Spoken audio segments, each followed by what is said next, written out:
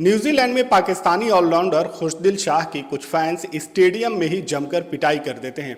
ये पूरा मामला उस वक्त का है जब पाकिस्तान अपना तीसरा और आखिरी ओडीआई मैच हार जाती है। उसके बाद कुछ फैंस पाकिस्तान के खिलाफ नारेबाजी करना शुरू कर देते हैं। खुशदिल शाह उन फैंस को मना करने के लिए जाते हैं कि इस तरह के नारे पाकिस्तान के खिलाफ ना लगाएं, लेकिन उसके बाद फैंस एक तरफ तो पाकिस्तानी टीम के खिलाफ नारे लगाते हैं और साथ ही खुशदिल शाह को भी क्रिटिसाइज करते हैं और इसी वजह से खुशदिल शाह आपे से बाहर हो जाते हैं और उन फैंस से स्टैंड में जाकर भिड़ जाते हैं। और हालत ये होती है कि उसके बाद खुशदिल शाह के जमकर ये फैंस पिटाई कर देते हैं। और जैसे ही ये पता चला कि इन दोनों का ताल्लुक अफगानिस्तान से है, तो अफगानिस्तान और पाकिस्तान की दुश्मनी तो आप जानते ही हैं। वहां पर सोशल मीडिया में ये बात फिर चलने लगी कि आखिर जब मैच पाकिस्तान और न्यूजीलैंड के दरमियान चल रहा था तो ऐसे में अफगानी फैन वहां क्यों गए थे। एक तरफ तो पाकिस्तानी टीम अपने 5 T20 मैचों में से 4 T20 मैच हारकर बुरी तरह से सीरीज हार जाती है। उसके बाद जब ओडीआई सीरीज की शुरुआत होती है, बाबर आजम और मोहम्मद रिजवान टीम में वापस आते हैं।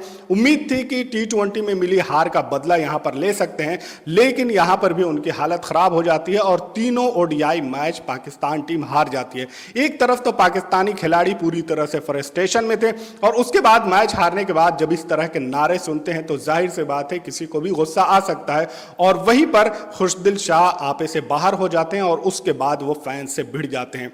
और ये कन्फ्रंटेशन होने के बाद पीसीबी ने भी अपना बयान जारी किया है कि उन दोनों फैंस के खिलाफ कड़ी कार्रवाई की जाए और उन दोनों फैंस पर पाबंदी भी लगाई जाए। तो जिस तरह का ये पूरा मामला हुआ है, इसमें फैंस को तो हर्जाना भरना ही पड़ेगा, उनके खिलाफ तो कार्रवाई होगी ही, क्योंकि ये नेशनल खिलाड़ी की अगर आप पिटाई कर देते हैं या वो भी स्टेडियम में और मैच हारने के बाद, तो आप पर कुछ पाबंदी लग सकती है। तो ये है अभी न्यूजीलैंड में पाकिस्तान की एक तरफ तो हार होती है, पूरी टीम हार जाती है और उसके बाद पाकिस्तान का एक खिलाड़ी भी वहां पर स्टेडियम में पीट दिया जाता है। तो ये सूरत हाल है, ये सारी चीजें चल रही हैं। यही वजह है कि फैंस और खिलाड़ियों के बीच में जबरदस्त सिक्योरिटी इंतजाम रखा जाता है कि इस तरह के कोई वाकयात ना हो पाए। अब चाहे वो किसी भी कंट्री के खिलाड़ी हों, किसी भी इलाके के खिलाड़ी हों, इस तरह के हादसा होते रहते हैं। खिलाड़ियों को तो पहले ये चाहिए कि वो फैंस से कन्फ्रंट ना करें, क्योंकि वहां पर कुछ बहुत सारे फैंस ऐसे होते हैं जो आपके खिलाफ होते हैं, तो वो आप पे कुछ भी टिप्पणी कर सकते हैं। इस तरह के वाकयात आप हर स्टेडियम में देख सकते हैं।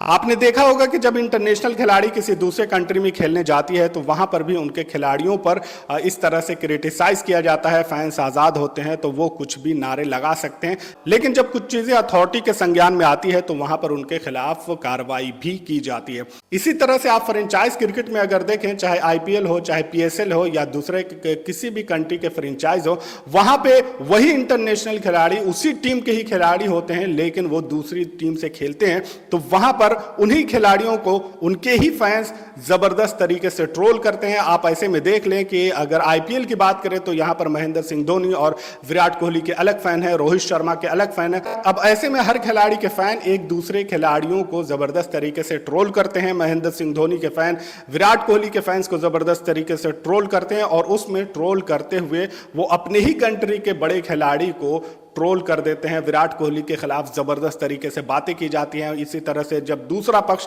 महेंद्र सिंह धोनी के खिलाफ बोलता है, कुछ लोग हार्दिक पांड्या के खिलाफ बोलते हैं, कुछ लोग रोहित शर्मा के खिलाफ बोलते हैं। तो अपने अपने खिलाड़ियों को ऊंचा दिखाने के लिए अपने ही मुल्क के दूसरे खिलाड़ियों को ट्रोल किया जाता है। तो ये सारी चीजें कंट्री के अंदर भी चलती है और कंट्री के बाहर भी चलती है। और अगर दुश्मन कंट्री हो तो फिर उसकी बात ही अलग है, क्योंकि पाकिस्तान और अफगानिस्तान ऑलरेडी उनकी राइवलरी आपको पता होगी कि किस तरह से इन दोनों की टक्कर चलती है। इसी में अगर कोई खिलाड़ी या कोई फैंस अगर इस तरह से कन्फ्रंट करता है, यही हुआ खुशदिल शाह के साथ कि खुशदिल शाह जब वो फैंस नारे लगा रहे थे तो उन्हें मना करने के लिए चले गए, उन्हें गुस्सा आ गया और उसके बाद वो उनसे भिड़ गए। इस पूरे मामले पर आपकी क्या राय है, कमेंट में जरूर बताएं। मिलते हैं अगले वीडियो में, तब तक के लिए आप अपना ख्याल रखें। Thank for watching.